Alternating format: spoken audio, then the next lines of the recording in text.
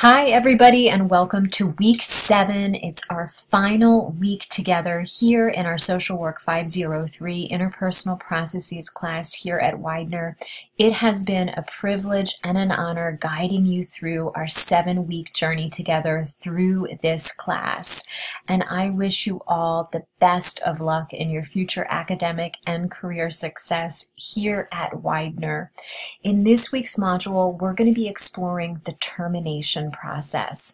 So we're going to be specifically looking at how groups move through the chaos and emptying phase into hopefully that community phase. We're also going to be exploring about how our professional self has evolved over the course and how we use our professional self in the group process to lead the group through to community.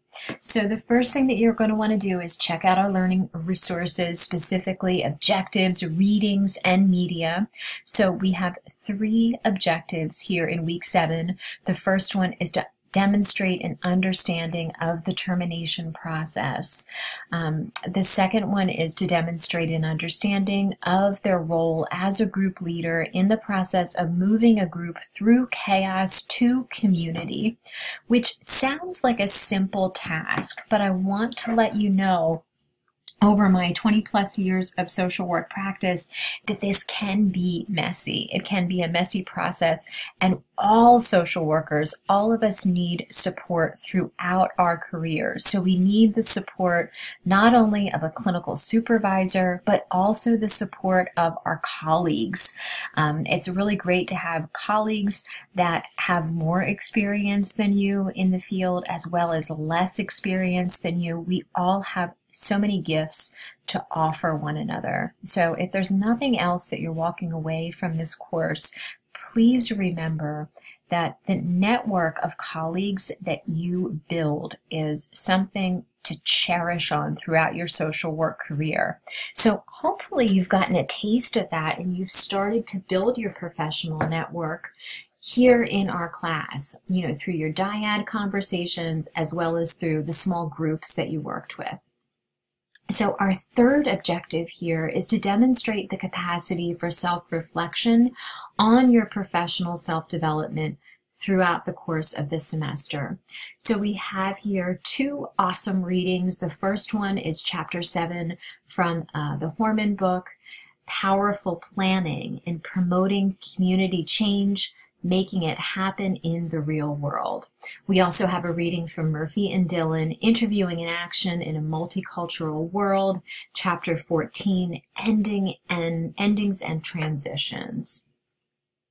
So after you finish perusing the objectives, readings, and media, you want to navigate or click on your Week 7 discussion entitled Small Group Final Presentation. So among your small group members, choose only one member from your group to post the YouTube links to your group's presentation in this forum. So this counts as the initial post in this area for all group members. So I'll say that again. Only one member from the group is posting the YouTube link to your group presentation in this forum. So the response post, each student is going to review all of the small group presentations posted here and respond to each group's presentation.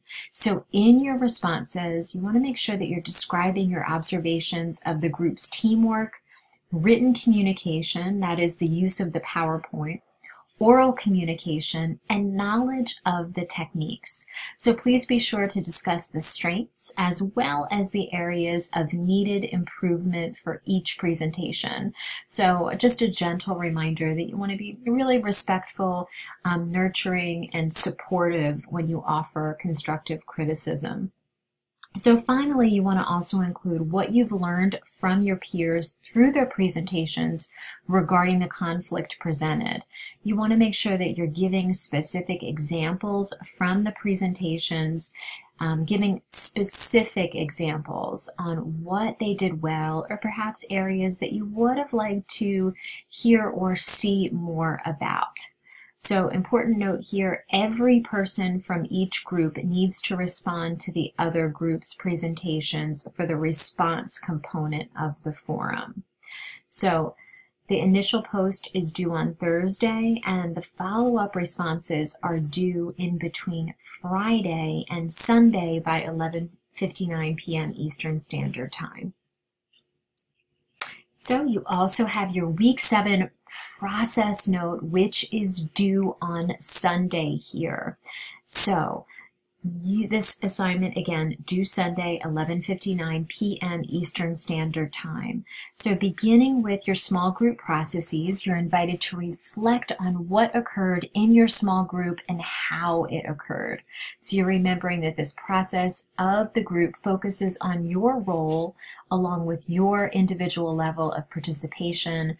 This process also focuses on all of the other members' roles along with their level of participation. So you want to please answer the following questions based on your observations using subheadings. So firstly, you want to address and explore the group stage. Specifically, what stage did your group end in? And how do you notice this? What did you observe in interactions that provided evidence for this stage of group development? And I really want you to be honest here, and really give me your authentic opinion. Not every group is necessarily going to reach that community stage, right? You may have had some challenging group dynamics. Conversely, you may have had some really positive, supportive group dynamics, and perhaps you are ending with that strong community feel.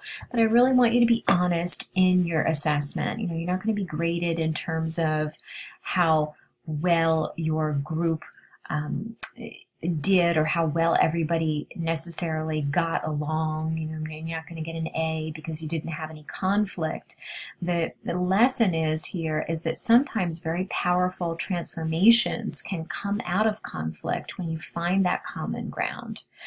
So secondly, you're going to be exploring your role. What role did you play in this group? Was it your choice, or did you feel like you got locked into the role? For example, as we talked about earlier in the term, sometimes people tend to take on roles that they learned or took on in their family of origin. So perhaps you felt sort of locked into being the caretaker or the organizer of the group. Or perhaps maybe you felt freedom. Perhaps you had an opportunity to try on different roles and you felt free to express yourself. That would be something to be important for you to let me know here.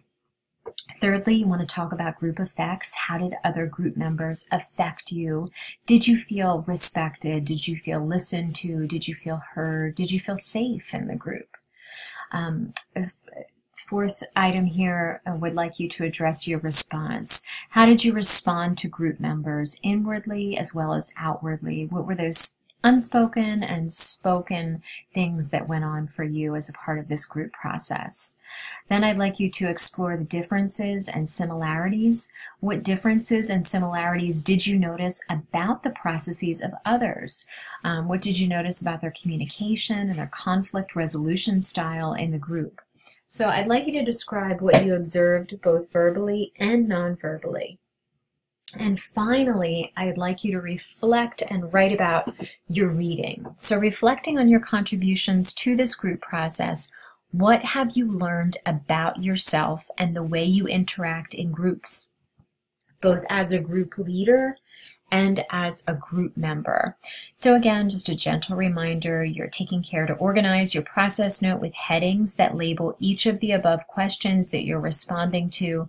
This process note should be about 4 pages long, including the title page. And you're remembering that writing clarity and quality will be graded along with the content of your process note. And as you have with all of the other process notes this term, you want to make sure that you're paying attention to this grading rubric. So this is the grading criteria that I am using when I grade your paper. So again, I encourage you to use this as you're writing the paper, and then when you're done, go back and grade your paper as if you were the professor looking at this. That can sometimes be really helpful. And I'll have to make a note to our course designer, our team here. We've got one too many E's in the week right there. So that's something that we need to fix. We all make mistakes, but I encourage you to catch your mistakes, before you submit the work. I'm not trying to be picky when I provide you with feedback about APA infraction and those kinds of things. I really want you to be the best student that you can be, especially as you move forward and you advance in the MSW program. Adhering to APA guidelines, making sure that you answer and respond to all questions fully will become increasingly important. I want you to be successful in the class. I want to be proud to call you my colleague when you complete the MSW program here at Widener. So it has been, again, a privilege and an honor to be your guide through this 7-week journey.